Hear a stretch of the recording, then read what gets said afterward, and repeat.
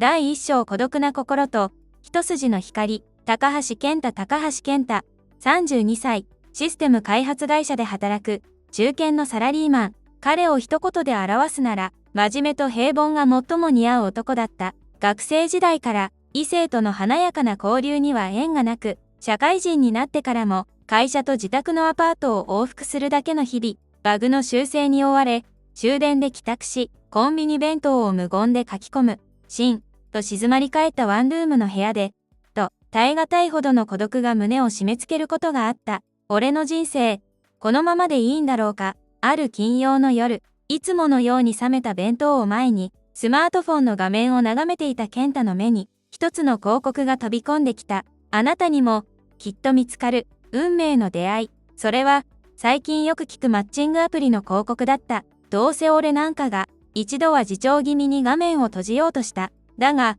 その夜は違った。何かに背中を押されるように、健太はアプリをインストールし、ぎこちない手つきでプロフィールを埋めていった。数日が過ぎ、諦めかけた頃、一件のいいねが届いた。相手は、リナと名乗る22歳の女性。プロフィール写真には、大きな瞳を潤ませた、守ってやりたくなるような笑顔が写っていた。はじめまして。健太さん、プロフィール読みました。誠実そうで、優しそうですね。通知が光るたび、健太の心臓が小さく跳ねた。灰色の日常に差し込んだ。まばゆい一筋の光だった。第2章仕掛けられた罠と初めてのお願い。リナとのメッセージ交換は、健太の生活を一変させた。朝、目覚めればおはよう。健太さん、今日もお仕事頑張ってねというメッセージ。昼休みにはお昼食べた？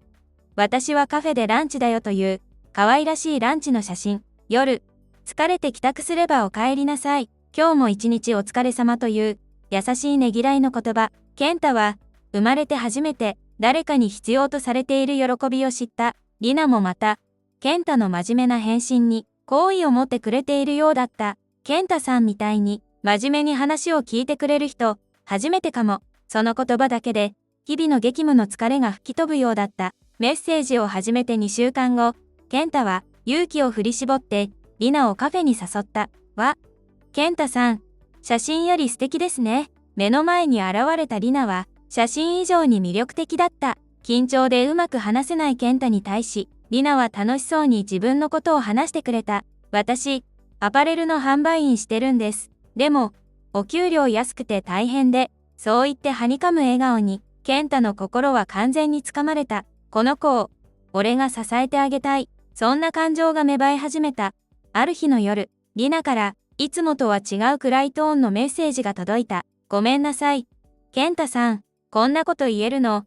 健太さんしかいなくて、実は今月、うっかり使いすぎちゃって、家賃が払えそうにないの。親にも頼れなくて、本当にどうしようかと。文面からは、彼女が泣きながら、このメッセージを打っている様子が目に浮かぶようだった。健太は、迷わなかった。俺が助けなきゃ。その一心だった。大変だったね。俺でよければ力になるよ。いくら必要なの？本当？ありがとう。5万円あれば、なんとかなるんだけど、健太は、すぐにネットバンキングで5万円を振り込んだ。数分後、リナから大げさなほどの感謝のメッセージが届いた。振り込まれてた。ありがとう。健太さんは命の恩人だよ。このご恩は絶対忘れない。困った時はお互い様だよ。そう返信しながら、健太は誇らしい気持ちで胸がいっぱいになっていた。彼女の命の恩人になれた。それが何より嬉しかった。健太はまだ知らない。これが、巧妙に仕掛けられた罠の、ほんの入り口に過ぎないことを。第3章エスカレートする不幸は、最初の5万円を振り込んでから、リナは以前にも増して健太に甘えるようになった。健太さんがいてくれて、本当によかった。健太さんの声を聞くと安心する。甘い言葉が、健太の警戒心を麻痺させていく。そんな日々が一月ほど続いた頃、再びリナから SOS が届いた。健太さん、大変なことになった。どうしよう。お父さんが、昔作った借金が発覚して、取り立ての人が家に来て、私、怖くて、今度は家賃ではなく親の借金。話のスケールが一気に大きくなったことに、健太はわずかな違和感を覚えた。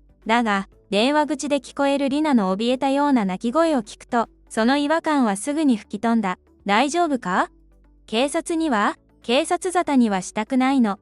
家族の問題だから、健太さんまた迷惑かけちゃうんだけど、30万円だけ貸してもらえないかな？ 30 万円、5万円とは桁が違う。健太の給料の手取りを軽く超える金額だ。一瞬、ためらいがよぎる。だが、リナは健太の迷いを見透かしたかのように言葉を続けた。もちろん、すぐに返す。ボーナスが出たら絶対返すから、健太さんしか、もう頼れる人がいないの。俺しかいない。その言葉が、健太の背中を押した。彼は、夏のボーナスまで手をつけないと決めていた。普通預金の口座から30万円を引き出し、リナに振り込んだ。この時から、健太の金銭感覚は狂い始めていた。1度目の5万円は助けたいという善意だった。2度目の30万円は、俺が支えなきゃという使命感だった。そして3度目、4度目、病気の弟がいて、治療費の足しにしたい。お母さんが倒れて、入院費が、リナの不幸は、まるでドラマのように、次々と健太を襲った。健太は、その度に振り込みを続けた。彼女のありがとう。健太さんのおかげで助かったという言葉を聞くためだけに、働いているようなものだった。リナに会うことは、あのカフェ以来、一度も叶っていなかったが、健太はそれを気にする余裕もなかった。振込総額は、あっという間に100万円を超えていた。健太の普通預金口座は、ほぼ空っぽになっていた。第4章最後の砦と将来のための投資。健太の貯金が底をつきかけている。それを知ってか知らずか、リナから、これまでで最も深刻な連絡が来た。健太さん、もう私、ダメかもしれない。弟の病気が悪化して、すぐに手術が必要になったの。でも、保険が適用されない手術で、電話口のリナの声は、絶望に打ちひしがれていた。健太の胸も、締め付けられるように痛んだ。健太さんにお願いがあるの。本当に、これが最後だから、手術代で、あと200万円だけ足りないの。200万円。もはや、健太がどうにかできる金額ではなかった。リナちゃん。ごめん、俺。もうそんな大金は、健太が弱々しく断ろうとすると、リナは席を切ったように泣き叫んだ。そんな。健太さんまで私を見捨てるの？じゃあ、弟は死んじゃうの？健太さんのせいだよ。俺のせい？健太は愕然とした。違う。そんなつもりじゃ。するとリナは、今度はすがるような声色に変わった。ごめんなさい。取り乱して。でも、本当にこれしかないの。この手術さえ乗り越えれば、全部終わるから。全部終わったら、私、健太さんとちゃんと将来のこと、考えたい。将来。その一言が、健太の頭を殴りつけた。リナとの、将来、彼女と結婚し、温かい家庭を築く、孤独だった自分の人生が、報われる瞬間。健太の脳裏に、一つの口座が浮かんだ。両親が、彼が生まれた時から、コツコツと貯めてくれていた。定期預金。社会人になってからも、それに手をつけることだけは、しまいと誓っていた。最後の砦だ。わかった。なんとかする。翌日、健太は銀行の窓口で、震える手で定期預金の解約届にサインした。無表情な行員の視線が、やけに突き刺さる。彼は、引き出した200万円を、リナに指定された口座に振り込んだ。通帳の残高は、ほぼゼロになった。振込総額、305万円。健太の32年間の蓄えと、孤独な心の隙間を埋めるための代償だった。第5章疑惑の SNS と、崩れ始めた虚像、大金を振り込んだ日、リナからは、本当にありがとう、手術、頑張ってくるという短いメッセージが来た。だが、その日を境に、リナからの連絡は、目に見えて減っていった。毎朝届いていたおはようも、夜のお疲れ様も、もう来ない。健太からメッセージを送っても、今、バタバタしてるからとそっけない返信が来るだけ。手術後の弟さんの容体はどう？落ち着いたら、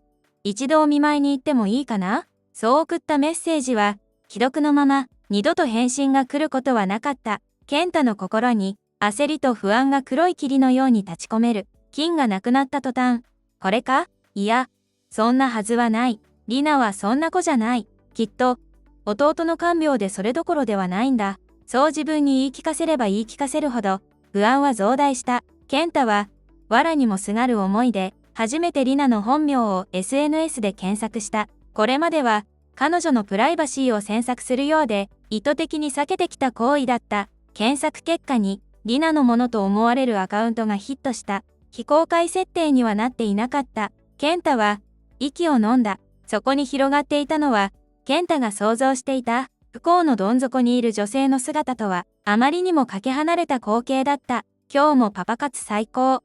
お小遣いゲット。新作のバッグ、買ってもらっちゃった。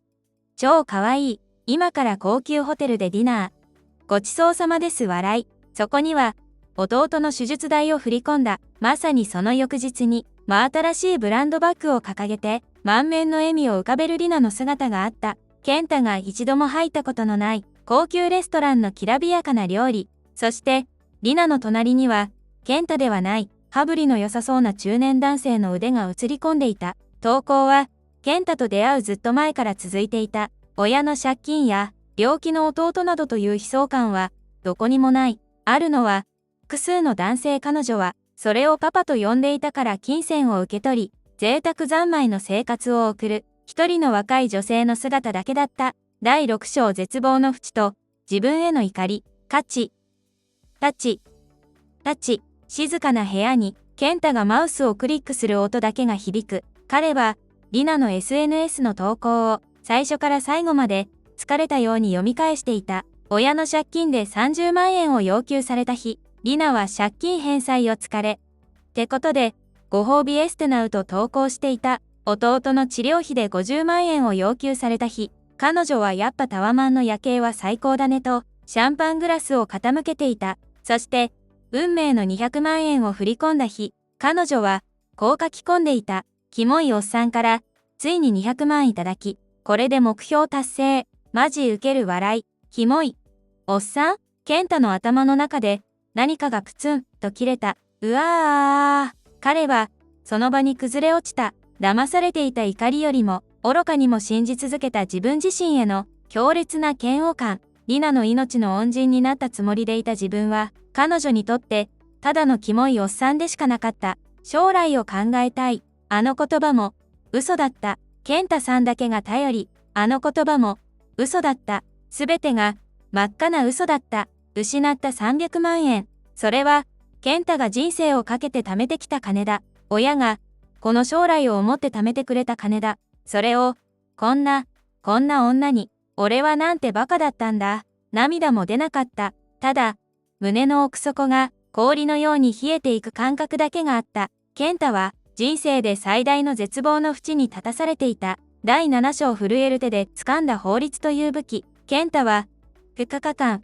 会社を休んだ。上司には体調不良と嘘をついた。暗い部屋の天井をただ見つめ、何も食べず、何も飲まず、まるで抜け殻のようになっていた。このまま、すべてを諦めてしまうのか？あの女は、俺から騙し取った金で、今もどこかで笑っているのか？冗談じゃない。3日目の朝、健太の目に、怒りの光が戻った。このまま泣き寝入りしてたまるか。あいつを、絶対に許さない。健太は、震える手でパソコンを開き、恋愛詐欺返金マッチングアプリ騙されたと、必死に検索を始めた。画面には、絶望的な言葉が並んだ。恋愛感情での贈与は返ってこない。騙された証拠がないと難しい。諦めかけたその時、ある弁護士事務所のウェブサイトが目に留まった。頂き女子恋愛詐欺の返金交渉。諦めないでください。健太は、吸い寄せられるように、無料相談の電話番号をタップした。事情を聞いたのは、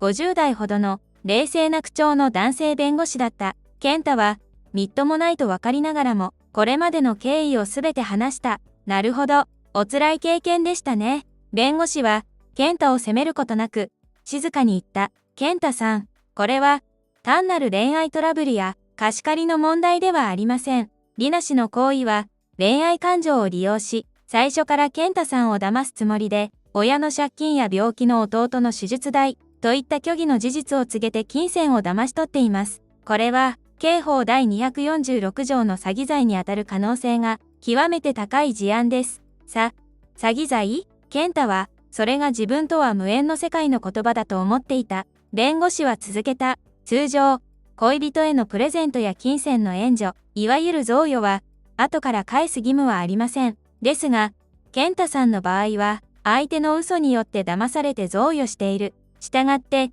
この契約は取り消し、返金を要求する正当な権利があります。健太の目に力が戻った。先生。俺、どうすればいいですか？まずは証拠です。リナ氏がお金を要求してきた具体的なやり取りは残っていますか？健太はリナとのすべてのメッセージ履歴をスクロールした。そこには、家賃が払えない借金が手術代がと、お金を要求する生々しい言葉が、すべて残っていた。そして、健太がその都度、指定された口座に振り込んだ銀行の記録も、すべて揃っていた。あります。全部、残ってます。素晴らしい。それが最強の武器になります。すぐにすべて保全してください。弁護士の力強い言葉に、健太は、暗闇の底で、ようやく一本のロープを掴んだ気がした。第8章。反撃ののろしのろし。弁護士事務所との契約を済ませた健太は、弁護士の指示のもと、証拠の保全を進めた。リナとのすべてのメッセージ履歴のスクリーンショット、銀行の振込明細、そして、決定的な証拠となった、リナの SNS の投稿、パパ活最高200万いただきといった、健太の金で贅沢三昧をしていることが、一目でわかる投稿も、すべて印刷し、証拠として揃えた、すべての準備が整った日、弁護士は、リナの住所最初の振り込みの際に聞き出していた宛に、一通の内容証明郵便を送付した。健太の怒りと絶望を、法的な言葉に変換した、反撃ののろしだった。通告書、貴殿リナは、高橋健太氏に対し、マッチングアプリを通じて、意図的に接近し、恋愛感情を抱いているかのように装い、親の借金がある弟の手術代が必要であると、多数の虚偽の事実を告げ、健太氏を欺きました。その結果、健太氏から合計305万円を、貴殿名義の口座に振り込ませ、騙し取りました。これらの行為は、刑法第246条の詐欺罪に該当し得る、極めて悪質な違法行為です。よって、当職は健太氏の代理人として、貴殿に対し、騙し取った金印全額305万円の即時返還を要求します。つきましては、本書面到達後、7日以内に全額を下記口座に返金するよう通告します。万が一、期限内に誠意ある対応返金が見られない場合、当職らは、直ちに詐欺罪での刑事告訴、及び民事での損害賠償請求訴訟を提起する用意があることを、ここに強く通告いたします。弁護士は、健太に言った。彼女がこれまで通りの生活をしているなら、この刑事告訴という言葉が一番効くはずです。健太は、内容証明郵便の控えを握りしめ、静かにその時を待った。第9章詐欺師の土下座と、見苦しい命乞い、内容証明郵便が、リナの手元に届いたであろう。翌日の夜、健太のスマートフォンが、狂ったように震え出した。画面にはリナの文字、連絡が途絶えて以来、初めての着信だった。健太は、弁護士の指示を思い出し、通話ボタンを押すと同時に、録音を開始した。もしもし、もしもし。健太さん？何よあれ。弁護士ってどういうこと？電話の向こうで、リナが金切り声を上げていた。あの時のか弱くおしとやかな声とは、まるで別人だった。ひどいよ。私、本当に困ってたのに、健太さんだって、助けるって言ってくれたじゃない。それを今更詐欺だなんて、訴えるなんて、信じられない。泣きわめき、健太を非難するリナ。だが、今の健太は、もう彼女の嘘に惑わされることはなかった。話は、すべて弁護士を通してください。僕はもう、あなたと直接話すことはありません。健太が、練習した通りのセリフを冷静に告げると、リナは一瞬、息を飲んだ。待ってよ。健太さん、お願い。警察とか、告訴とか、それだけは、弁護士に、そう伝えてください。健太は、一方的に電話を切った。心臓が激しく鼓動していたが、不思議と恐怖はなかった。翌日、リナは、弁護士事務所に、親と共に出頭してきた。健太も、弁護士の隣の席で、彼女と対峙した。目の前に座るリナは、SNS でのきらびやかな姿とは程遠い、血色の悪い、怯え切った顔をしていた。リナさん、あなたの行為は、ここに揃えた証拠で、詐欺罪として立証可能です。弁護士が、健太が保全したメッセージ履歴と、リナの SNS の投稿履歴の束を、机に叩きつけた。弟の手術代が必要と言った翌日に、ブランドバッグを購入。親の借金といった日に、高級エステ、そして、健太さんから200万円を受け取った日には、キモいおっさんから200万いただき、言い逃れはできますか？ SNS の投稿を突きつけられたリナは、顔面蒼白になった。隣に座る両親も、娘のあまりの所業に言葉を失っている。リナは、ガタガタと震え出し、次の瞬間、椅子から転げ落ちるようにして、健太の前に土下座した。ごめんなさい。私が全部悪かったです。軽い気持ちだったんです。こんなことになるなんて、警察だけは待ってください。お金は、親に泣きついてでも、絶対に全額返しますから、床に額をこすりつけ、泣きじゃくるリナ。その姿は、健太の金を食い物にして笑っていた女の、見苦しい末路だった。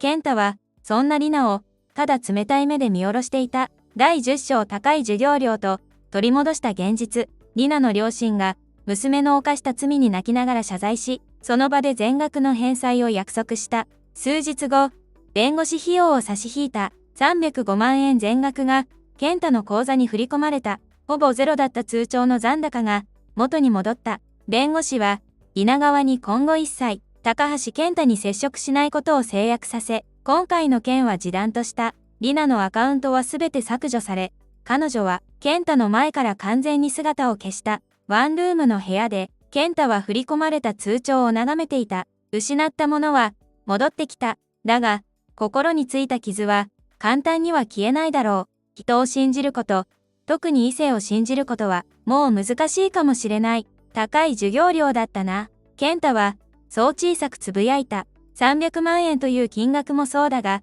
それ以上に、自分の心の弱さ、孤独につけ込まれた愚かさを、骨身に染みて学んだ。しかし、健太は、もう以前の健太ではなかった。絶望の淵から、自分の力で這い上がった。泣き寝入りせず、法律という武器を手に取り、理不尽と戦い抜いた。彼は、マッチングアプリのアカウントを削除した。もう、安易な出会いや癒しに、自分の心の隙間を埋めてもらう必要はなかった。翌日、2日間の無断欠勤を上司に謝罪し、健太は職場に復帰した。その足取りは、以前よりもずっと、力強かった。孤独な男の卑屈さは、もうそこにはない。痛みを伴う現実を受け入れ、自分の足でしっかりと立つことの強さを学んだ。一人の人間としての自信が、彼の背中にはみなぎっていた。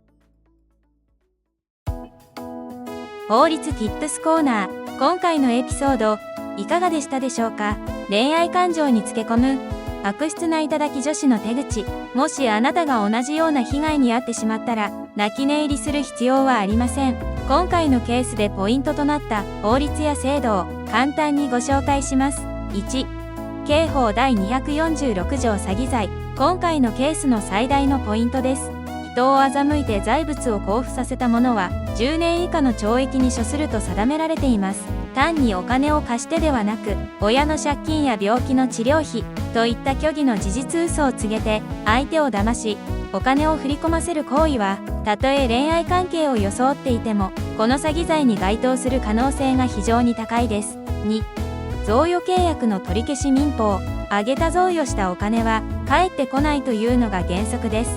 しかし、今回のケースのように、相手の嘘詐欺によって騙されて、贈与の意思表示をしてしまった場合、民法の規定に基づき、その意思表示を取り消し、返金を求めることが可能です。